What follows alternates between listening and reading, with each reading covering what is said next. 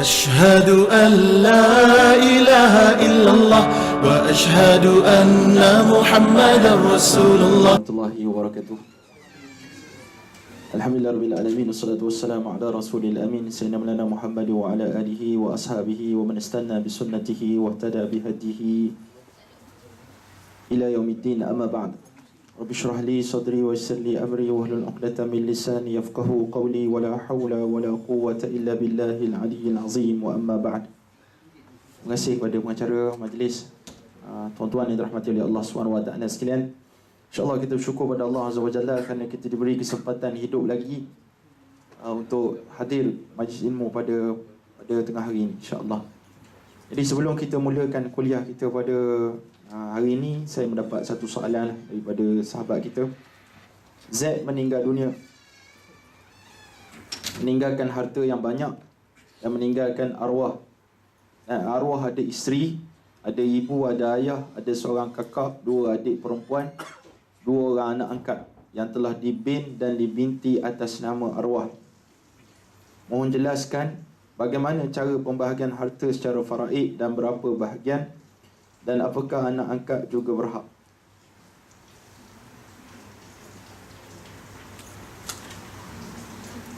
Dia ada isteri. Ini Z mati ya.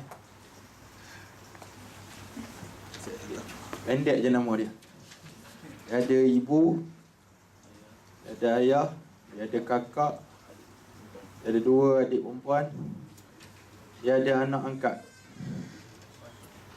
Anak angkat ni dah dibim dengan nama Z. Okey. Jadi yang layak hanya 3 orang saja yang layak terima. Kalau secara faraid, isteri, ibu dengan ayah saja. Kita dah belajar secara ringkas itu pada bulan lepas. Isteri akan dapat 1/4 daripada harta si mati. Sebab apa isteri dapat 1/4? Sebab si mati tak ada anak. Masih tak ada anak. Anak angkat ni tak dikira anak. Baik. Ibu akan dapat 1/6. Sebab apa ibu dapat 1/6? Sebab si mati mempunyai beberapa orang adik-beradik. Kalau tak ada adik-beradik ataupun hanya kakak seorang saja, ibu akan dapat 1/3. Ya? Yang kedua, sebab apa ibu dapat 1/6? Sebab si mati tidak ada anak, tidak ada zuriat. Dan ayah akan mengambil baki harta. Baki harta kakak tak dapat. Sebab apa kakak tak dapat? Dihalang dengan kewujudan ayah. Dua adik perempuan pun sama tak dapat sebab adanya ayah. Anak angkat tak layak sebab dia bukan ahli waris yang berhak untuk menerima pusaka. Okey, kalau secara pembahagiannya, isi 1/4, ibu 1/6, baki akan dapat kepada ayah. Banyak ayah dapat ni. Kalau ikut pengiraannya, yang boleh didaratkan 12 lah. Kita ambil 12 asal masalah. 4 darat 3. Maka bahagian isteri sebenarnya 3/12. Bahagian ibu 2/12. Jadi jumlah ada 5. 12 tolak 5 dapat berapa tuan-tuan? Dapat 7. 7/12 adalah milik bapa. Jadi ni hak isteri, hak ibu, hak ayah. Boleh Okey. Jadi 12 ni asal masalah. Mana kalau ada duit 12 ringgit, isteri dapat 3 ringgit, ibu dapat 2 ringgit, ayah dapat 7 ringgit. Boleh dah beli top up. Malak. Jadi adakah anak angkat tak layak dapat? Jawapannya tak dapat. Walaupun dia dibinkan. Bin tu pun dah salah dah. Bin dalam bahasa Arab sebut tabani. Tabani ni hukumnya haram. Kita binkan anak angkat dengan nama kita. Pada awal Islam dulu tak apa. Nabi membinkan Zaid bin Harisah dengan Zaid bin Muhammad. Kemudian Allah SWT mansuhkan. Mansuh dengan cara macam mana? Waktu Zaid bin Harisah ni dia ada isteri namanya Zainab binti Jahshi. Zaid kahwin dengan Zainab. Z. Lawa nama. Zaid bin Harisah ni Zaid bin Muhammad. Zainab ni sepupu Rasulullah. Zainab orang kaya. Zaid ni orang tak kaya. Dia anak kepada Usama. Dia bukan anak Usama. Dia ni Zaid bin Harisah, anak angkat Rasulullah SAW. Anak dia nama Usama. Anak dia nama Usama nanti. Baik. Zaid ni bila mana dia kahwin dengan Zainab, hidup dia tak tenteram. Biasa minta maaf orang perempuan orang perempuan ni kalau dia kan kata pula nak, dia kalau pangkat besar, suami pangkat kecil, dia punya ego tu besar.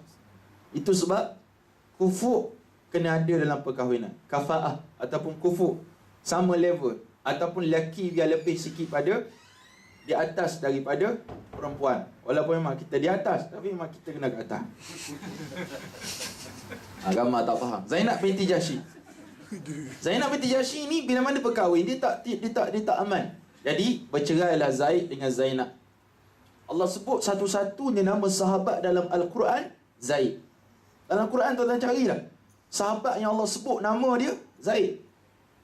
Falamma qada Zaidun, Allah kata, ketika mana selesai Zaid menceraikan Zainab, zawwajnakaha, kami nikahkan kamu wahai Muhammad dengan Zainab. Dan hebat juga Zainab ni, isteri Nabi ni ramai kan. Jadi Zainab dengan Aisyah ni dia tak boleh masuk. Tak ngam. Yang tu biasa. Maknanya kalau Cik Asno poligami nanti kalau tak ngam isteri tu, beres, biasa. Kalau lah memang keberanian tak ada, tapi jadi Zainab ni antara dia selalu dia kata, kalau Aisyah kata Allah telah pilih aku jadi isteri Rasulullah, Zainab kata aku ni Allah yang nikahkan aku. Tengok, zawwajnaka, Allah jadi naik qadi, Allah nikahkan Nabi dengan Zainab binti Jahsy. Itu kelebihan Zainab. Jadi bila mana Rasulullah kahwin dengan Zainab, itu menandakan ada beberapa hukum yang Rasulullah SAW buat. Yang pertama, mengharamkan, menghapuskan adat jahiliah yang membinkan anak angkat dengan nama sendiri. Satu. Yang kedua, nak sebut bahawa adat jahiliah, kalaulah isteri anak angkat tu mati, bapa angkat tak boleh kahwin. Tapi Allah SWT kata boleh kahwin. Buktinya Nabi dinikahkan dengan Zainab. Tapi orientalis kata Nabi nikah dengan Zainab sebab dia syok pada Zainab. Itu silap lah tuan-tuan. Itu dakwah daripada orang kafir. Jadi hadirin mati Allah SWT, masuk bab sejarah sikit lah Zainab binti Jahsy. Jadi Zaid bila mana bercerai dengan Zainab, dia kahwin dengan seorang lagi sahabiat namanya Ummu Aiman. Kenal Ummu Aiman? Ummu Aiman ni yang jaga Rasulullah waktu kecil dulu. Agak-agaknya umur berapa Ummu Aiman? Mana dia berusia daripada Zaid. Ummu Aiman ni waktu Nabi umur 8 berapa tahun, yang mak dia meninggal, dia Abwa, umur 6 tahun. Dia bawa Nabi balik ke Madinah, balik ke Mekah, dan dijaga oleh datuknya Abdul Muttalib. Zaid kahwin dengan Ummu Aiman, dapat anak namanya Usamah. Bukan bin Laden, Usamah bin Zaid. Usamah ni seorang yang sangat hebat, umur 18 tahun telah menjadi panglima tentera, Brigadier General. Susah sebut. Jadi anak angkat ni tak dapat. Tapi kalau kita sayang sangat pada anak angkat ni, tolonglah kita buat wasiat ataupun hibah. Yang paling bagus hibah ataupun wasiat. Mana kita boleh bagi wasiat 1/3 kepada anak angkat ni sebelum mati. Bagi pada dia. Sebab dia kita jaga daripada merah lagi sampai hitam dia. Daripada kecil dan besar. Okey, habis dah tu. Apakah anak angkat juga berhak? Tak berhak. Tak berhak. Anak angkat tak berhak. Walaupun dia minum susu kita sebagainya, tak berhak. Dia boleh tuntut dah di mahkamah? Tak boleh. Kecuali ada wasiat ataupun hibah daripada orang tua dia. Ada soalan tak tentang ni? Isu ni. Jadi sedihlah anak angkat kalau tak dapat apa-apa. Jadi walaupun tok dia ni dapat, dan isteri kalau tuan-tuan perasan dia dapat sikit daripada ayah kan. Isteri dapat 3/12 je. Sedangkan sehidup semati, bukan main bercinta sama main nak terjun bangunan semua dia buat. Bercinta dia dapat 3 je. Itu sebab kita kena alert lah. Itu sebab ambil lah takaful ke benda ke, bagi kat isteri awal-awal. Itu hak mutlak isteri. Kita hibah terus. Dapat duit tu, hibah terus pada isteri.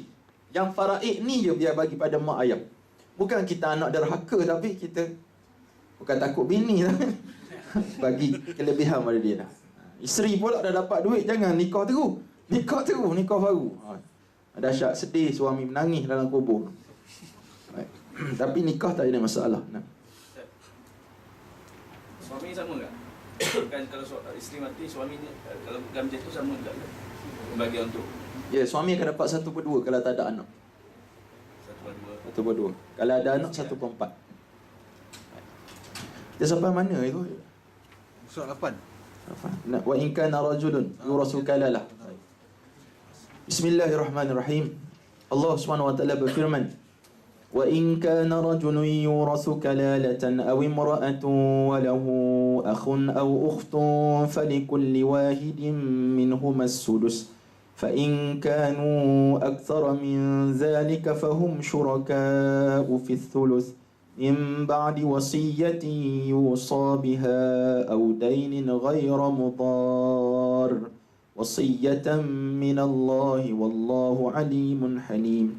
Dan jika si mati yang diwarisi itu lelaki ataupun perempuan yang tidak meninggalkan anak atau bapa dan ada meninggalkan seorang saudara lelaki seibu atau saudara perempuan seibu, maka bagi tiap-tiap seorang dari keduanya 1/6 kalau mereka, yakni saudara-saudara yang seibu itu lebih daripada seorang. Maka mereka bersekutu pada 1/3 dengan mendapat sama banyak laki dan perempuan sesudah ditunaikan wasiat yang diwasiatkan oleh si mati dan sesudah dibayarkan hutang. Wasiat-wasiat tersebut hendaknya tidak mendatangkan mudarat kepada waris-waris. Tiap-tiap satu hukum itulah ketetapan daripada Allah, dan ingatlah Allah Maha mengetahui lagi Maha penyabar. Baik. Ayat ke-12 daripada surah An-Nisa ni, Allah bezakan dua adik-beradik, dua jenis adik-beradik. Yang pertama adik-beradik seibu. Allah sebut dulu dalam ayat ke-12. Adik-beradik seibu ni faham mak sama, ayah lain. Mak sama, ayah lain. Jadi kata Allah Subhanahu Wa Taala, kalau seseorang itu mati dan dia kalalah. Kalalah ni maknanya saya dah sebut pada pertemuan hari tu. Kalalah ni bukan kalaulah, kalalah, kalalatun. Kalalah ni sesiapa yang mati, dia tak ada mak bapak, tak ada mak ayah, dan tak ada zuriat. Itu makna kalalah. Makna dia ni bujang terang-tantang ataupun dia tak bujang, tapi dia tak ada zuriat. Dia tak ada zuriat. Dua ni, kalau tak ada dua faktor ni, maka kita panggil dia tu kalalah. Tapi yang gelar kawan kita nanti, kalalah yang itu. Kalalah ni gelaran yang Allah letak sebagai satu simbol lah. Baik. Kalalah. Dalam isu ini Allah kata, kalaulah dia mati, contohnya mati meninggalkan abang seibu. Dia tak ada, kita bayang macam ni, dia tak ada adik-adik kandung lain, dia tak ada adik-adik sebapa, dia ada adik-adik seibu je, abang. Maka Allah SWT sebut, kalaulah seorang, dia akan dapat 1/6. Boleh? Ataupun bukan abang, dia kakak, tetap juga dapat 1/6. Dia sama je, laki perempuan sama. Adik-adik seibu ni laki perempuan sama. Sebelum ni kita sebut laki 2, perempuan 1. Tapi bagi adik-adik seibu, dia beza, tak ada beza, sama je, sama-sama. Tetapi kalau dia ada 2 orang, contoh kakak ada, abang pun ada, maka mereka ni akan dapat bersekutu dengan mendapat 1/3 bahagian. Bahagilah sama rata antara satu sama lain. Kalau RM10, RM5 seorang. Faham? Itu namanya adik-beradik seibu. Siapa boleh halang adik-beradik seibu? Yang boleh halang adik-beradik seibu ni, syarat dia, yang pertama, ada asal si mati. Siapa dia? Ayah, datuk dan ke atas. Yang kedua yang boleh halang dia daripada dapat, siapa dia? Zuriat si mati. Tak kira laki perempuan, kalau ada zuriat aja, langsung adik-beradik seibu takkan dapat. Boleh faham tuan-tuan sekalian? Itu beza dia. Itu perbezaan. Baik. Saya rasa tak ada masalah dalam bab ni. Dia akan jadi masalah kalau kita baca yang ayat kedua pula lepas ni. Jadi ada soalan tak setakat ni tuan-tuan sekalian? Yang boleh halang adik-beradik ni, ini saja. Baik Ustaz, kalau ada abang kandung, contohnya mati, ada Ali, ada Baba, ada Kasim. Contoh, Ali ni seibu, Baba ni seibu, Kasim kandung. Adakah wujudnya Kasim boleh menghalang Ali dan Baba daripada dapat? Jawapannya tak. Baba dua-dua ni akan dapat 1/3. Balance baki akan dapat kepada Kasim. Itu saja. Macam Allah SWT. Mana itu hak dia. Boleh faham bab ni? Okey, baik. Ustaz, kalau kat sini tambah sorry, Kasim, Ali Baba Kasim, Ramli. Sebapa. Oh, maknanya pelik adik-beradik dia ni. Seibu ada, kandung ada, sebapa ada. Kalau bertembung seribu kandung sebapa, yang layak hanya ni. Sebapa takkan dapat. Memang nampak macam tak adil kan? Tapi Allah kabur gitu. Tak dapat. Allah SWT. Itu kaedah dia. Takkan dapat. Yang dapat ni sahaja. Boleh faham? Kecuali kalau kandung tak ada, seribu sebapa, maka tiga-tiga akan dapat. Ya, yang menghalang seribu ni, dua ni je yang boleh halang dia. Boleh faham? Tak ada siapa boleh halang selain daripada tu. Bahkan kita akan belajar tuan-tuan muka surat 180 berapa tuan-tuan. Itu mungkin 2018 nanti. Bab mushtarikah. Iaitu sampai tahap ada satu kes. Tuan-tuan kita boleh rujuk sekejap tengok ya. Supaya kita tak pening kalau jumpa. Mana dah tadi?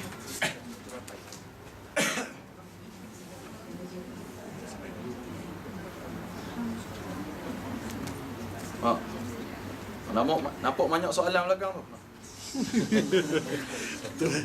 Tak mati tu sebab apa dapat. Sama, saya tak hafal muka surat sebenarnya.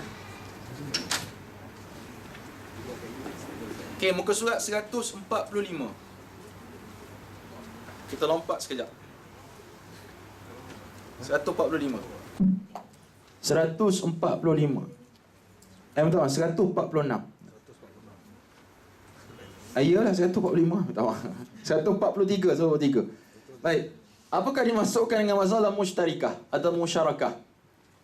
Pada asalnya kaedah pembahagian pusaka lah dengan mengutamakan pembahagian pusaka kepada ashabul furu'. Ashabul furu' ni 25 golongan yang kita sebut secara ringkas. Kita akan ulang lagi yang ni. Dan jika terdapat baki akan diberi kepada ahli asabah. Contoh ahli asabah macam kes ayah tadi. Ini. Ni isteri ibu ni ashabul furu'. Baki dapat pada ayah. Ayah kita panggil asabah. Baik. Isu sekarang, saya bagi contoh gambaran kes dalam masalah musytarikah. Sarimah, dia tak meninggal lagi tapi kita buat dia meninggal. Meninggal dunia dan meninggalkan seorang ibu, dua saudara lelaki atau perempuan seibu dan saudara lelaki kandung. Atau tu maknanya mana-manalah, lelaki ke perempuan ke, sebab dia sama kan hak dia. Baik, kalau tengok dalam contoh saya beri tuan-tuan, suami akan dapat 1/2 sebab si mati tak ada anak. Ibu akan dapat 1/6. Sebab apa 1/6? Sebab si mati mempunyai beberapa orang adik-beradik, lebih pada seorang. Dua saudara lelaki atau perempuan seibu dia dapat 1/3, 2 bahagian. Tetapi saudara lelaki kandung dia akan dapat baki sebab dia ahli asabah. Kalau tuan-tuan perasan tengok pengiraan, dia dapat kosong. Kosong mana tidak ada bahagian untuk dia. Dalam isu sini kita nampak macam pelik lah. Dia ada adik kandung tapi dia tak dapat. Maka kat sini tuan-tuan, Allah SWT datang kaedah yang baru, iaitulah dia akan dapat bersama-sama adik-beradik seibu, sama rata, tak ada beza antara lelaki perempuan. Tak nampak pening kan? Jadi kita kenal yang tu biar pening sekejap, jangan pening kemudian hari. Jadi saya nak masukkan ke sini tuan-tuan, Allah SWT, kadang-kadang faraid ni dia luar daripada kaedah yang kita belajar. Maka dia kena faham kot tu lah. Dalam isu ni saya nak sebut kepada tuan-tuan, adik-beradik seibu ni dia kuat. Sebab apa dia kuat? Sebab Allah sebut hak dia. Dalam Al-Quran surah An-Nisa ayat 12, maka mereka jangan sekali-kali dipinggirkan. Mereka akan dapat. Yang boleh halang, saya ulang sekali lagi, ayah dengan zuriat si mati, tak kira lelaki perempuan. Contoh A mati, meninggalkan anak, meninggalkan 14 orang adik-beradik seibu. Langsung adik-beradik seibu takkan dapat apa-apa. Tak kira anak lelaki ke perempuan ke, dia akan menghalang daripada mereka untuk dapat. Okey, itu satu. Okey, ada soalan ke tentang sini? Boleh tuan. Nampak macam nak marah tu. Okey, kita pergi pada surah An-Nisa ayat 176. Okey, yang ni kita cerita bab adik-beradik kandung dan sebapa.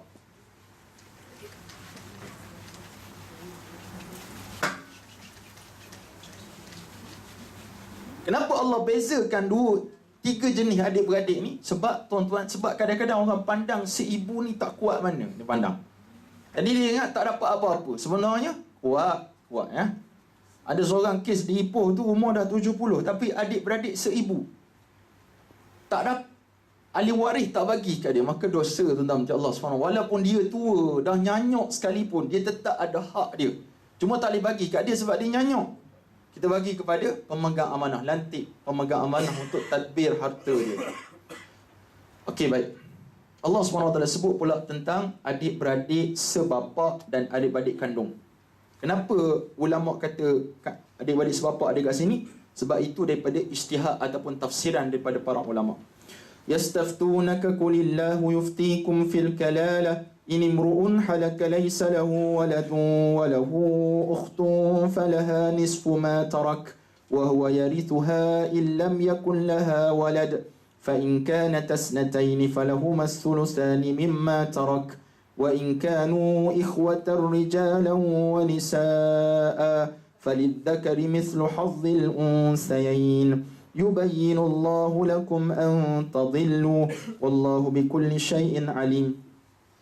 Yastaftunaka qulillahu yuftikum fil kalalah. Mereka orang Islam meminta fatwa kepadamu wahai Muhammad mengenai masalah kalalah. Apa dia kalalah tadi tuan-tuan? Kalalah, orang mati, dia tak ada anak, dia tak ada mak bapak. Itu maksud dia, tak ada zuriat. Allah memberi fatwa kepadamu dalam perkara kalalah itu, iaitu jika seseorang mati yang tidak mempunyai anak, ni Allah tolong jawab, dan ia mempunyai seorang saudara perempuan. Dia tak ada anak tapi ada seorang saudara perempuan. Dekat sini kata ulama, sama ada di sini kita letak keutamaan. Iaitu bila sebut dalam ayat ke-176 tu, dia cerita tentang kandung dan sebapak terus. Kita kena faham, bila sebut kandung, di situ ada sebapak. Kalau tak ada kandung, maka sebapak akan ambil kedudukan dia. Boleh faham? Kalau ada kandung, sebapak takkan dapat apa-apa. Boleh faham? Ikut keutamaan. Boleh Boleh Jadi ayat di sini sebut, kalau seorang tu mati meninggalkan satu kakak ataupun adik perempuan, asalkan dia perempuan, kandung, maka kakak ni akan dapat 1/2 daripada harta yang dia tinggalkan. Apa syarat dia? Syarat dia mesti orang yang mati tu kalalah, tak ada anak, tak ada mak bapak. Baik. Syarat yang kedua, kakak boleh dapat ni, dia mesti tidak ada bersamanya adik-beradik kandung lelaki. Kalau ada lelaki dekat sini, kakak boleh dapat 1/2 tak? Memang takkan dapat. Lelaki yang akan dapat lebih daripada perempuan. Itu je beza dia dengan adik-beradik seibu. Baik. Kalau dekat sini contohnya mak mati meninggalkan satu kakak perempuan dan satu kakak sebapak. Saya dah ajar pada tuan-tuan tadi, kalaulah kakak perempuan ni ada, kakak seibu ni, kakak sebapak ni dapat ada 1/2, takkan dapat. Dia takkan dapat. Dia akan dapat dengan cara lain. Cuma yang tu saya tak jelaskan lagi lah. Baik. Okey, kemudian Allah SWT sebut,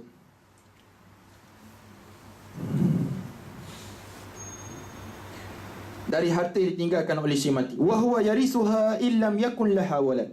Dan jika ia pula saudara itu mewaris, lelaki itu mewarisi semua harta saudara perempuannya, jika saudara perempuannya tidak mempunyai anak, kalau pula saudara perempuan itu ada 2 orang, maka keduanya mendapat 2/3 dari harta yang ditinggalkan oleh si mati. Dan sekiranya mereka saudara-saudaranya itu ramai, lelaki dan perempuan, maka bahagian seorang laki-laki menyamai bahagian 2 orang perempuan. Allah menerangkan hukum ini kepada kamu supaya kamu tidak sesat, dan ingatlah Allah Maha mengetahui akan tiap-tiap sesuatu. Kalaulah yang kalalah tu mati, ditinggalkan abang lelaki. Contohnya, kes lain A mati meninggalkan Along. Along ni anak kandung. Dia meninggalkan mak. Mak ni saudara lelaki sebapa. Maka kat sini tuan-tuan, Allah Subhanahu wa huwa yarithuha, maka yang akan dapat keseluruhan harta si A ni, Along ni akan dapat semua. Sebab Along ni dia ahli asabah, dia akan ambil hak dia secara sepenuhnya. Maka mak ni takkan dapat apa-apa, walaupun sesen takkan dapat. Baik. Kalaulah dia bercampur, Along ada Angah ni saudara kandung juga tapi perempuan, maka Allah SWT sebut lelaki akan dapat 2/3, maka angah akan dapat 1/3, panggil 2 nisbah 1. Maknanya lelaki dapat 2, perempuan akan dapat 1. Baik. Bagaimana Ustaz kalau bertembung kesemuanya?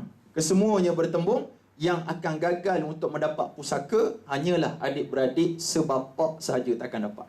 Adik-beradik sebapa takkan dapat. Yang akan dapat kandung dan seibu saja.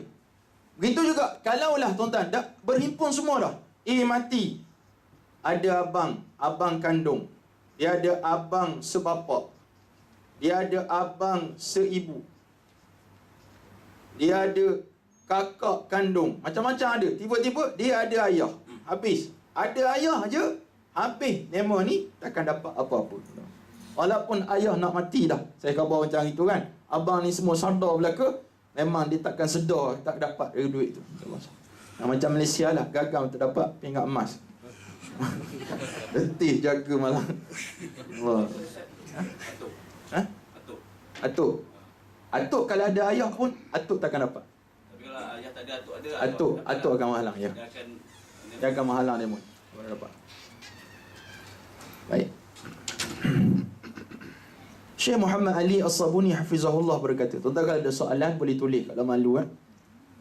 Ayat-ayat yang mulia ini daripada kitab Allah Azza wa Jalla yang tentang bahagian bagi setiap ahli waris dan siapa yang layak daripada ahli waris. Dan ditunjukkan kadar yang telah ditetapkan berserta dengan syarat-syaratnya.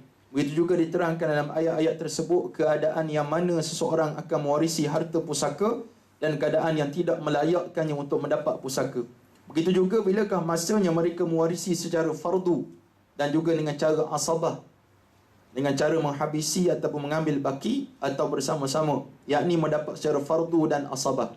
Dan bilakah mereka akan terhalang daripada menerima pewarisan secara semuanya atau sebahagiannya. Ayat yang 3 kita baca sebulan lepas dan hari ini tu. Walaupun hanya terdapat 3 ayat sahaja yang menyentuh tentang kadar pembahagian, tapi ianya amat padat dan menghimpunkan usul faraid. Jadi kalau anak tuan-tuan belajar syariah, nak jadi peguam ke, hakim syar'i ke, ayat ni mesti ada dalam kepala dah. Mesti kena hafaz. Dan ayat Al-Quran tentang faraid, dia ada 2 jenis. Yang pertama, ayat mujmal, dia ada ayat mufassal. Ayat yang secara mujmal ni secara umum. Dia ada ayat yang mufassal, yang terang secara khusus. Yang khusus ni yang kita baca ni. Yang mufassal yang kita pernah sebut, lirrijali nasibun mimma tarakal walidani wal aqrabun, wallaki adaha, orang perempuan adaha, itu ayat yang mujmal disebut. Baik. Maka bagi siapa yang mengamati dan menguasainya ayat-ayat ni, maka pemahaman dan mengingatinya dan menyedari, maka sesungguhnya akan memudahkan baginya untuk mengetahui kadar bahagian bagi setiap ahli waris dan mengetahui hikmah Allah yang maha tinggi. Maka dapat dilihat bagaimana telitinya Allah dalam menentukan kadar ahli waris yang layak dengan tiada melupakan hak ahli waris sama ada kecil atau besar, laki dan perempuan, bahkan diberikan bagi setiap orang yang layak hak-hak mereka. Jadi tuan-tuan Allah, itu perkataan Syekh Ali As-Sabuni dalam kitabnya Al-Mawaris, Ahkamul Mawaris. Nabi SAW bersabda, riwayat daripada Ibnu Abbas radhiyallahu ta'ala anhuma, riwayat Muslim, bahagi-bahagikanlah harta benda antara ahli faraid menurut kitab Allah. Itu sebab tuan-tuan sekalian, bila mana orang tanya pada kita, boleh tak bagi sama rata, boleh tak bagi sama rata. Jadi sebenarnya tuan-tuan, bukan tak boleh. Cumanya Nabi suruh kita bagi ikut cara faraid. Walaupun kita kata yang bagi sama rata ni lah yang terbaik dalam pandangan kita, tapi kita tak boleh mengatasi apa yang Allah atur untuk kita. Walaupun begitu, kalau nak juga bagi secara sama rata, kami tak boleh nak halang lah. Para ulama' tak boleh nak halang. Yang boleh kita sebut, takut berlaku di kemudian hari, ngungkit-mengungkit. Orang biasa tu ngungkit. Saya suka ngungkit, tuan-tuan mungkin suka mengungkit. Kita ngungkit macam-macam. Dengan isteri pun ngungkit, dengan suami pun ngungkit, masak nasi pun ngungkit. Dah 18 tahun kita kahwin, saya je asyik masak nasi. Dia ngungkit dengan suami dia. Dia dah kerja, ya, duduk masak nasi kan. Jadi, bukan isteri saya, isteri orang lain. Dari ijma' ulama'. Dan telah sepakat seluruh ulama' dengan pensyariatan faraid, dengan tiada seorang pun menafikan pensyariatannya. Satu-satunya hukum Allah yang Allah turunkan kepada kita, Allah terang satu-satu. Saya sebut dah pada bulan lepas, bab solat, Allah tak terang sedetail ni. Allah kata, wa aqimus solat. Solat, dirikan sembahyang. Tapi Allah tak kata macam mana rukuk, macam mana sujud, sebab Nabi yang tolong terangkan. Tapi Masya Allah, bab faraid Allah terang, ni ibu dapat berapa, ayah dapat berapa. Nak katanya jangan main-main dalam urusan faraid ni tuan-tuan. Baik, soalan ketiga, apakah hukum mempelajari ilmu faraid? Hukum belajar ilmu faraid ialah fardu kifayah kepada semua umat Islam, kerana mempelajarinya dan mengajarnya itu disarankan oleh baginda Nabi SAW. Ta'allamul faraidah, belajarkanlah faraid, wa'allimuhan nas, dan ajarkan kepada manusia. Fa inni mru'un maqbudun, sesungguhnya aku akan wafat. Wa inna hadzal ilma sayaqbid, dan ilmu ini juga akan mati. Wa tazharul fitan, dan akan berlaku kacau bilau, hatta yakhtalifu al-isnani fil faridah, sehingga dua orang berbalah kerana harta pusaka. Fala yajidani man yafsilu bainahuma, kamu dapati mereka tidak dapat menemui sesiapa yang boleh menyelesaikan kes mereka. Maka tuan-tuan sebenarnya dah ambil satu tempat dah untuk belajar ilmu ni, agar orang MBSB ni tak ada dosa belaka. Contoh dalam satu kampung Ampang, tak ada seorang pun yang belajar faraid, maka berdosa belaka tuan-tuan, insya-Allah. Jadi tuan-tuan sebenarnya banyak pahala lah, sebab kita mengajar dan tuan-tuan belajar, pahala yang Allah jana pada kita cukup banyak. Sebab banyak hadis menceritakan tentang kelebihan belajar faraid. Nah, ya Allah Subhanahu wa taala letakkan kepada kita. Baik, dalam hadis yang lain Nabi SAW bersabda, ta'allamul faraidah, belajarlah faraid, kerana ianya merupakan sebahagian daripada agama kamu. Sebahagian agama kita faraid. Nah, dan ialah setengah daripada ilmu. Kenapa ulama kata Nabi sebut setengah daripada ilmu? Sebab dia kata ilmu ni ada dua, ilmu duniawi, ilmu ukhrawi. Dunia ada, akhirat ada. Dan kita ni belajar bukan akhirat saja. Kita bukan dunia saja, kita belajar tentang akhirat. Bila mana matinya kita ni, apa yang orang ahli dunia kena buat untuk kita. Maka hadirin mati Allah SWT sangat berbanggalah sepatutnya kita belajar ilmu ni. Wa innahu awwala ilmin yunza'u min ummati, dan ialah juga satu-satunya ilmu yang pertama yang akan dicabut daripada umatku. Bukan makna kita mati awal, tapi maknanya semakin orang tak minat untuk belajar ilmu ni, dia kata semakin susah dan sebagainya. Dan saya sarankan kalau tuan-tuan yang kerja bank ni, tuan-tuan mesti pakar matematik kan. Orang biasa matematik ni dia akan cepat tahu tentang faraid. Banyak orang bukan basic agama, tapi belajar sikit je, dia boleh cepat laju pada kita lagi kira. Kita buat kaedah lama, dia pakai kaedah matematik dia. Cara yang sama, cara berbeza, tapi jawapan yang sama. Itu kadang-kadang segan juga mengajar orang bank ni. Di kalangan para sahabat ridwanullah alim ajma'in, terdapat beberapa orang yang pelajari ilmu ini dan mereka menguasainya dan memahaminya melebihi sahabat-sahabat yang lain. Macam biasalah, dalam ramai-ramai ni mesti ada 2-3 orang yang lebih faham daripada kawan-kawan yang lain, ataupun lebih faham daripada saya kadang-kadang. Itu sebab Nabi kata dalam hadis Hujjatul Wada' kan, Nabi kata, bagi tahulah kepada orang yang tak datang, moga-moga mereka lebih faham daripada apa yang kamu faham. Nah, kadang-kadang kita cerita pada kawan kita, oh dia faham, dia tegur kita pula. Allah SWT, kefahaman kita silap dan sebagainya. Antara mereka yang mahir di kalangan para sahabat, Sayyidina Ali bin Abi Talib, menantu Rasulullah, Abdullah bin Abbas radhiyallahu ta'ala anhuma, sepupu Rasulullah, Abdullah bin Mas'ud radhiyallahu ta'ala anhu, dan Zaid bin Sabit radhiyallahu ta'ala. Zaid bin Sabit ni antara sahabat yang Nabi sebut afradukum Zaid bin Sabit. Orang yang paling arif tentang ilmu faraid ialah Zaid bin Sabit. Kalau ramai-ramai sahabat Nabi orang tanya soalan, kalau dia kata pergilah tanya Zaid bin Sabit, kalau Zaid bin Sabit ni keluar fatwa dia, maka sahabat lain otai-otai Zaid, Abdullah Mas'ud, Abdullah bin Abbas, bila tahu ini pandangan Zaid bin Sabit, mereka angkat tangan, surrender terus. Sebab dia kata memang pakar dia ni tuan-tuan sekalian. Baik. Para tabi'in ridwanullah alim ajma'in juga turut mengambil berat tentang ilmu ini sebagaimana para sahabat yang mulia. Mereka sentiasa berusaha mempelajari dan mengajarnya. Antara mereka yang masyhur ialah 7 orang ulama yang terkenal. Tuan-tuan, kita dapat kenal nama-nama dia pun alhamdulillah dah. Moga-moga di akhirat bila mana Allah seru nama mereka ni, kita kenal dia, dah agak-agak dapatlah sedikit syafaat daripada para ulama. Tuan-tuan boleh baca kitab Imam Turmuzi yang disyarah oleh Syekh Idris Al-Marbawi, namanya kitab Bahrul Mazi, pada jilid 17. Ulama dia boleh bagi syafaat kepada orang, cuma banyak tak banyak ikut kemampuan dia, pahala yang dia buat. Siapa dia? Antara Sa'id bin Al-Musayyab ataupun Al-Musayyib, dia boleh dua baca. Sa'id bin Al-Musayyib. Saya nak baca sikit tentang kelebihan dia, tuan-tuan. Sa'id bin Al-Musayyib ni disebutkan satu hari seorang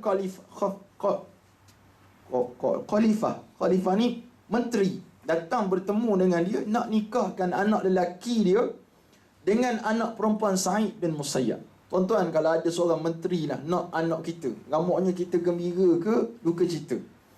Mesti gembira lah. Update status dah kira lah. Selfie 14 kali. Menteri selfie. Nak update status supaya orang like. 18 orang like. Nak. Jadi sikit. Delete balik gambar. Jadi waktu tu Sa'id bin Musayyab kata, aku tak berminat untuk nikahkan anak aku dengan anak kamu. Sebab aku tak nak ada link di antara aku denganmu. Takut berlaku fitnah satu masa nanti.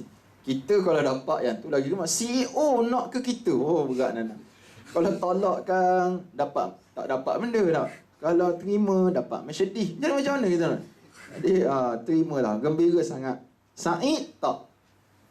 Bila dia tolak, tuan-tuan macam Allah SWT, antara kata ulama, dia ditangkap oleh pemerintah waktu tu dan dia pukul. Kena pukul. Ulama kena pukul. Sekarang ni ulama kena hentang tu biasa. Kena kecakap macam-macam tu biasa. Yang kena pukul ni dahsyat. Imam Malik pernah kena pukul. Imam Syafi'i diheret daripada Mesir, daripada Yaman sampai ke Mesir kena heret. Sebab dituduh sebagai Syiah.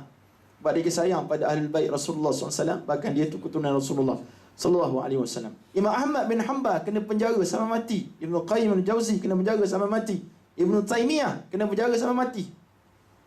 Saya nak sebut pada tuan-tuan macam Allah SWT sekalian. Sa'id bin Musayyab kena tangkap. Ada riwayat juga menyebut bila mana lepas tu dia tanya anak-anak murid dia, siapa dekat sini yang nak kahwin?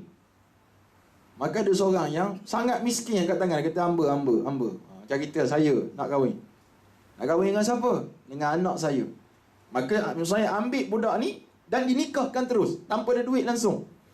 Masya Allah, waktu tu bila tiba waktu malam pertama, orang yang anak murid ni duduk rumah dia. Dia tak bawa isteri, duduk rumah. Dia takut gambarnya. Dia ketuk pintu malam. Bila ketuk pintu, dia buka. Tok guru dia, Sa'id bin Musayyab. Dia kata, Ya Tok Guru, kenapa datang rumah saya? Dia kata, aku malu nak meninggalkan kamu tidur seorang-seorang tanpa ada isterimu di sisi. Nah, ambil isterimu. Dia bawa isteri. Hebatnya Sa'id bin Musayyab radhiyallahu ta'ala. Itu tuan-tuan. Nak sebut kisah dia. Sa'id bin Musayyab ni banyak lagi kisah dia. Tuan-tuan beli kitab namanya Hayatus Sahabat yang dikarang oleh Maulana Zakaria Al-Kandahlawi, ataupun tuan-tuan bacalah kitab Siyaru A'lamin Nubala. Kitab ni dalam versi Melayu saya tak tahu, tapi kalau versi Arab lebih kurang 11 ataupun 12 jilid buku ni. Kisah tentang orang hebat-hebat belaka. Itu sebagai motivasi pada tuan-tuan. Saya banyak buku Arab tapi baca tak malah, tuan-tuan. Malah baca. Buku tu berabuk, buku hacing tutup balik. Simpan. Malah. Jadi kita baca yang dan lah kita baca. Antara lagi Urwah bin Az-Zubair. Dia adik-beradik kepada Abdullah bin Zubair. Zubair ni Az-Zubair bin Awam radhiyallahu ta'ala. Itu suami kepada Asma binti Abi Bakrin. Maknanya Urwah ni anak kepada Asma binti Abi Bakr. Kakak kepada Sayyidatuna Aisyah radhiyallahu ta'ala anhum. Al-Qasim bin Muhammad, Kharijah bin Zaid, Abu Bakar bin Haris bin Hisham, Sulaiman bin Yasar. Ni seorang ulama yang cukup kacak. Kalau kat Malaysia ni siapa kacak? Orang panggil Ustaz Don, kacak tak? Ustaz Don lah, Ustaz benda lagi. Yang kacak-kacak ni. Yang orang perempuan kalau datang Ustaz Don, orang macam nak mati. Kata gajang kau tahu. Gitu. Sulaiman bin Yasar. Sulaiman bin Yasar ni ulama hebat. Saya pernah menulis satu buku tentang 7 golongan mulia di bawah arasy Allah SWT. Saya nakalkan kisah Sulaiman ini. Dia pernah pergi satu tempat. Kita keluar sekejap pada tajuk ni. Tuan-tuan nampak tension nampak Pak ni. Ni. Sulaiman biasa ni dengan pembantu dia nak buat haji. Bila sampai ke tempat, dia pun duduk sekejap berkemah, duduk sekejap berehat. Datang seorang perempuan, sebab pembantu dia pergi keluar untuk qada hajat. Datang seorang perempuan pakai niqab. Dia kata, wahai Sulaiman, aku nak berzina denganmu. Sebab kamu kacau sangat. Macam Mahizin datang dulu, masa mula pop dulu. Mahizin dengan saya, dia smart sikit je. Mahizin mari nak konsert orang perempuan ni. Biasa kalau lelaki punya konsert, orang perempuan lah paling banyak. Jarang orang lelaki, kecuali black metal. Orang lelaki ramai. Biasanya kalau buat syahadu-syahadah ni, orang perempuan paling ramai. Perempuan dekat stadium Malawati ke apa yang menjerit.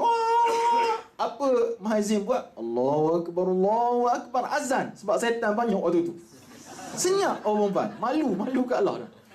Jadi Sulaiman bin Yasar ni tuan-tuan, Allah SWT, waktu dia datangi oleh perempuan tersebut, perempuan tu menawarkan diri untuk berzina dengan dia. Sulaiman ni menangis tu. Wah, menangis. Kalau kita menangis gembira. Dia menangis. Seselak-selak je menangis. Kata perempuan tu, mungkin kamu tak tengok lagi wajah aku tu sebab kau takut dan kau menangis. Dia pun buka niqab. Muka tu cantik. Lagi kuat Sulaiman menangis. Lari perempuan tu, malu, bengkak muka nak. Malu. Dia kata, inni akhafullah. Aku takut kepada Allah Subhanahu Wa Taala. Tuan-tuan sekalian. Masya Allah. Ni yang terbaru kes seorang isteri artis kan, ditangkap khalwat. Isteri dengan suami orang pula tu. Dia isteri orang lagi dalam proses perceraian lah, tapi masih isteri orang. Ditangkap khalwat. Wa'iyyazubillah min sani. Tuan-tuan sekalian, satu masalah yang berlaku dalam masyarakat kita. Jadi cuba ceklah rezeki yang kita makan hari-hari ni, ada tak keberkatan yang Allah SWT tetapkan. Dapat suami degil, anak degil, isteri kerah kepala, cuba cek balik. Isteri tu tak hormat pada kita, balik rumah gelas air pun tak hidang. Tak dihidang botol air, dia ambil sendiri dalam tu. Ambil sendiri. Ubaidullah bin Abdullah, Utbah bin Mas'ud radhiyallahu taala anhum ajmain. Ni 7 ulama yang disebut 7 otai ulama Madinah waktu tu. Kalau kita baca kitab fiqh, ada 7 ulama yang paling kemah keming di kota Madinah. Bahkan Imam Malik bin Anas radhiyallahu taala ambil amal ahlul Madinah. Orang ahli Madinah ni buat macam mana? Dia berhujah dengan amal ahli Madinah. Mana kalau ahli Madinah buat A, dia akan terima pandangan A tu sebab yang buat oleh ahli Madinah yang mana duduk dekat dengan Rasulullah sallallahu alaihi wasallam. Setelah itu muncul pula ulama tabi'in dan ulama generasi seterusnya. Semoga Allah merahmati mereka dan mengurniakan syurga yang luas kepada mereka. Amin. Allahumma amin. Baik. Soalan keempat. Apakah sebab wanita mendapat kurang bahagian daripada lelaki? Bukankah itu suatu pengeksploitasian ke atas mereka? Jawapannya, Fadilatul Syekh Muhammad Ali Sabuni dalam kitabnya Al-Mawaris fi Syariatil Islamiyah fi Dawil Kitab wa Sunnah. Kitab ni kita khatam waktu diploma dulu. Wajib khatam kitab ni. Kitab Faraid. Sebahagian orang telah bertanya, kenapakah diberikan kepada kaum wanita setengah sahaja berbanding kaum lelaki? Sedangkan mereka kaum yang lemah dan berhajat juga kepada harta. Semua orang nak harta. Orang perempuan lagi berhajat. Sekarang ni ada orang jumpa saya, dia kata orang perempuan lagi berhajat ustaz. Tengok benda alat solat saja berapa. Dia punya kuku putih, kuku hitam, kuku kuning semua nak. Saya ni isteri saya punya aksesori lah. Dia nak beli tu tak ada apa nama. Bukan kuku putih lah, dia dah putih dah. Saya perlu kuku putih. Jadi saya berapa satu set? Dia kata tak mahal, dalam dekat 100 lah. Satu set. Pakai sebulan habis. Kadang-kadang 2 minggu habis. Anak orang main. Apa kena beli lagi? Bayangkan itu sebab orang buat industri ni, dia kaya tuan-tuan sekalian. Dia kan kaya, dia kaya. Tapi buat betul-betul lah. Kalau main-main tak jadi lah. Baik. Dia kata sebab apa? Sesungguhnya syariat Islam telah membezakan bahagian antara mereka dalam pewarisan dengan beberapa hikmah. Antaranya, kata Syekh Ali As-Sabuni. Ni ulama sebut. Kenapa perempuan dapat sikit? Bagi wanita, keperluannya telah dicukupkan dengan nafkah ke atasnya, diwajibkan ke atas anak lelakinya, atau ayahnya, atau saudara lelakinya, ataupun yang lain daripada kerabatnya, termasuklah suaminya. Tak tulis kat situ. Tolong tambah sendirilah. Sebab orang perempuan ni, kehidupan dia, orang lelaki yang payung. Jangan kata abang tak payung. Ya Allah SWT. Walaupun kadang-kadang yang memayung tu banyak perempuan. Tapi kita kira di atas ghalib kebiasaan. Kebiasaannya, dalam rumah tangga, orang lelaki yang kena jaga orang perempuan. Tu sebab saya khabar pada awal, dan ustaz-ustaz lain dah khabar dah. Kalau perempuan tu bekerja, sekali-kali lelaki tak boleh ambil duit dia. Kecuali minta izin. Tapi kalau perempuan nak ambil duit suami, silakan. Tak minta izin pun, beres bah. Boleh. Cumanya, yang berpada-pada. Ada cuma lah. Jangan ambil semua. Balik-balik tengok licin ambil duit. Jangan salahkan toyo. Isteri kita yang toyo. Jangan tengok itu. Ya. Maknanya kalau tak ada suami, kita tak bekerja macam tu. Yang kena tanggung kita siapa? Adik lelaki kita, abang kita, itu kita nak. Itu sebab Allah SWT, jangan main-main. Tugas lelaki ni berat. Macam saya, tugas saya berat tuan-tuan. Orang kata sedap lah Syed, yang bergang, bergedebang. Saya kata tak berat Syed. Anak berat. Kakak saya susah di kampung, susah. Kakak saya kerja angkat kayu tuan-tuan. Angkat kayu. Badan dah jadi ketul, sadar macam Usain Bolt. Kakak saya, kita nak kena sakit pinggang. Kita kena bantu dia. Bulan-bulan kena hantar duit bagi. Lepas tu kakak 2 orang. Masya Allah tuan-tuan, kadang-kadang kita tengok nampak macam senang, tapi tanggungjawab lelaki ni berat. Bagi orang yang tahu tanggungjawab lah. Tapi kena ingat, ni semua tanggungjawab lelaki sekalian. Walaupun minoriti. Baik. Yang kedua, wanita tidak dibebankan dengan tanggungjawab memberi nafkah kepada orang lain. Sebaliknya bagi lelaki, maka mereka dipertanggungjawabkan. Kita bagi lelaki. Yang ketiga, tanggungjawab lelaki memberi nafkah lebih besar dan banyak, maka keperluannya kepada harta lebih besar daripada wanita. Saya nak sebut pada wanita-wanita sekalian. Orang lelaki ni pengalaman saya. Dia ada jenis spesies lelaki yang bila mana dia masalah, muka dia tu mencuka. Baliknya muka Allah. Tengok cicak lagi handsome. Muka cuka je. Ada lelaki yang jenis cool. Dia ada masalah. Duit tak cukup. Dia senyap je. Dia relax. Tapi lah hati ni so kira lah. Tu sebab dia cepat mati. Kita perempuan asyik mendesak je. Abai mata muka orang tahu tak? Jangan buat itu. Haram. Muka jangan main tak? Islam kata nak pukul isteri, baluk kertas, bukan baluk kain. Pak sekali je. Itu bukan atas muka ni, baluk kepala atas muka sakit ke? Gitu je. Tak faham tak? Kalau isteri nusyurkan apa yang Allah SWT ajak, yang pertama nasihat. Tu, nasihat. Yang kedua nasihat tak boleh? Asing tempat tidur. Tidur kat luar kita. Tapi jarang suami nak tidur luar, dia takut. Kadang-kadang tidur sekejap, lepas tu merangkak masuk bilik dia. Dia masalah juga. Asing tempat tidur. Sebab dia kata, emosi orang perempuan bila tak ada suami di sisi, dia jadi sangat beremosi. Betul tak? Tak tahulah. Tu sebab kalau suami kahwin lain, lagi beremosi dia. Tengok, tak ada lah. Tu jadi emosi. Yang kedua tentang Allah SWT. Yang ketiga, saya lupa. Sebab masa dah tak ada. Nanti sebut pada bulan lepas lah. Yang keempat, lelaki mengeluarkan mahar bagi isterinya. Mahar. Dan mahar sekarang sangat mahal. Mahal tak mahal. Hantaran tu yang mahal. Jadi tuan-tuan bakal mertua sekalian, tuan-tuan tolong permudahkanlah. Kalau anak-anak kita nak kahwin, permudahkan. Permudahkan kontaknya. Sama ada anak kita nak kahwin, kita kahwinkan dia. Bak walimah tu, kita walimah dengan kadar kemampuan. Bukan walimah dengan kadar nak menunjuk. Tu sebab kalau jiran 5 kemah, kita nak 5,5 kemah. Kalau 5,5, kita nak 6. Kita mesti nak lebih sikit. Nak pada kawan-kawan. Jangan gitu tuan sekalian. Ukur baju di badan sendiri. Ni kita ukur baju di badan Usain Bolt, tak kena. Tak kena. Allah SWT. Usain Bolt lagi sedap dah dia tu. Tadi menang separuh akhir tadi. Nombor 5, lelaki terpaksa mengeluarkan untuk yuran pengajian anak-anak, kos perubatan dan ubat bagi isteri dan anak-anak. Itu semua tanggungjawab lelaki.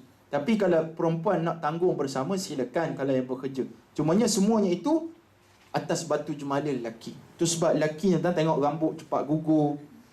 Cik Asno tak pernah panjang rambut dah. Macam saya lah, rambut dah tak ada, tarik je 10 lah, kadang cabut lah. Dan banyak berfikir dan sebagainya macam Allah. Jadi kita kena faham lah. Sebab tu lelaki kalau dapat banyak sekalipun, tanggungjawab dia banyak. Kalau ayah dapat banyak daripada isteri kita, ayah tu kena tanggung cucu-cucu kita. Jangan risau, itu tanggungjawab kita sebenarnya. Tapi orang tak faham. Dia dapat hak dia pergi buat umrah. Oh alhamdulillah, ni lah duit faraid daripada anak saya mati tu. Sedangkan cucu kelaparan, dia pergi umrah, pergi hanyai, karabi, kerak, semua dia pergi.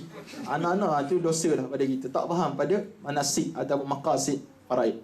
Ali berkahwin kali pertama ada 4 orang anak perempuan. Setelah isteri pertama meninggal, Ali kahwin kali kedua. Mendapat 2 anak lelaki dan 2 anak perempuan. Bila Ali meninggal, isteri kedua membesarkan semua 8 orang anak. 8 orang. Ada 4 orang anak perempuan. Setelah isteri pertama meninggal, Ali kahwin kali kedua mendapat 2 anak lelaki. Ya betul lah, 8 orang. Mana harta digunakan oleh Ali untuk membesarkan anak-anak? Soalannya, bagaimanakah pembahagian harta Ali sedangkan isteri kedua yang menjaga anak-anak? Berat tu. Tuan-tuan macam Allah SWT sekalian, tetap kena bahagi juga. Kita tak kena bahagi.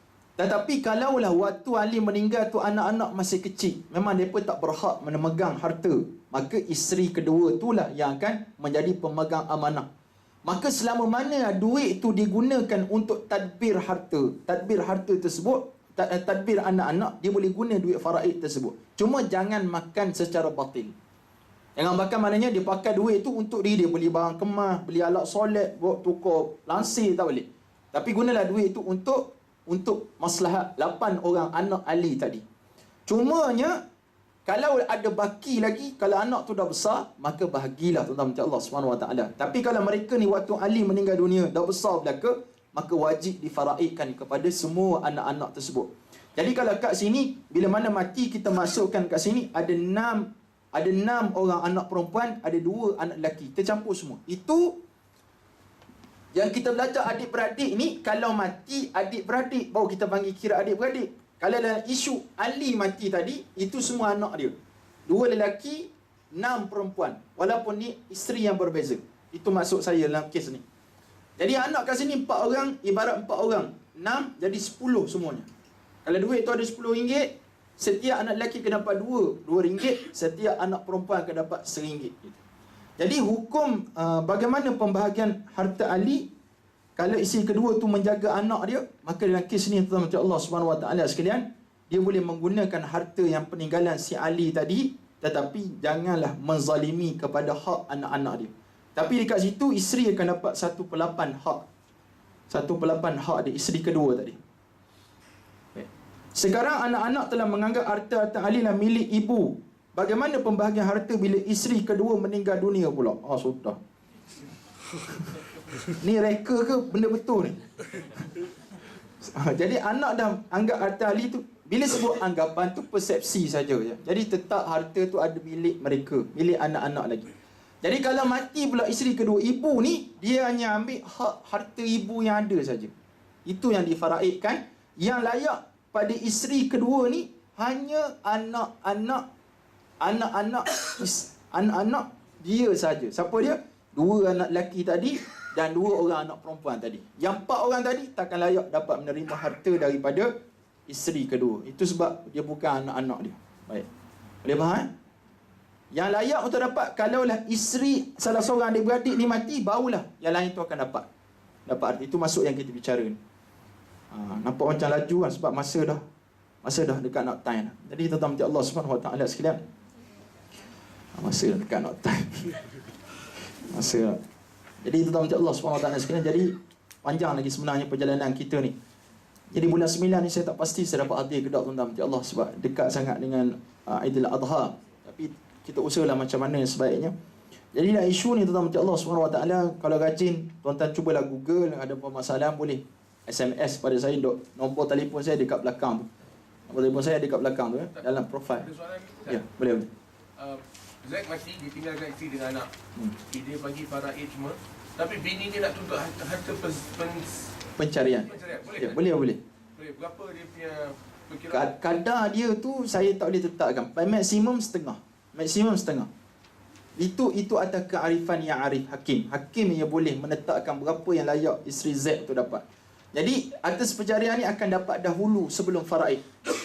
Dah dapat hak sepencarian, barulah baki tu difaraidkan. Isteri akan dapat kali kedua lah, cara faraid pula. Tapi saya sebut, kalau mati ni jarang isteri yang tuntut atas pencarian. Kalau lebih-lebih lagi kalau ada anak. Tapi kes macam tuan tanya tadi, kalau ada nak tuntut, boleh. Tak ada masalah. Ada juga kes macam tu. Biasanya kes isteri dua, Ustaz. Betul. Betul. Berat. Soalan lagi, Ustaz. Soalan lagi. Okey, kita dah lantik pemegang amanah. Ya. Contoh, saya dilantik pemegang amanah, saya untuk datuk saya yang dah tua Cianjur. So, tapi bila lepas tu, saya pegang 2-3 bulan, dia meninggal. Jadi, harta yang saya pegang ni, ada milik saya atau saya kena serahkan? Nama dah pemegang amanah, jadi bukan milik kita lah. Jadi kita tadbir harta tu. Tadbir harta tu dan faraidkan. Kalau kita layak terima, kita akan dapat. Tapi jangan kita ambil semua. Kita ni ibarat wasi lah. Pemegang amanah. Macam kes di SP lah. Dah tukar syariah ke belum tuan? Jangan tak tukar. Wallahu'alam. Jumpa lagi lah insya-Allah. Maaf kalau terkasar bahasa. Dan terima kasihlah orang yang melayari agensi saya tu. Minta maaf tuan-tuan, Allah Subhanahu Wa Taala sangat limited permohonan daripada kaum Adam. Kaum Hawa banyak. Adam, jadi kita agak suka untuk nak satukan antara satu sama lain tu. Wallahu alam.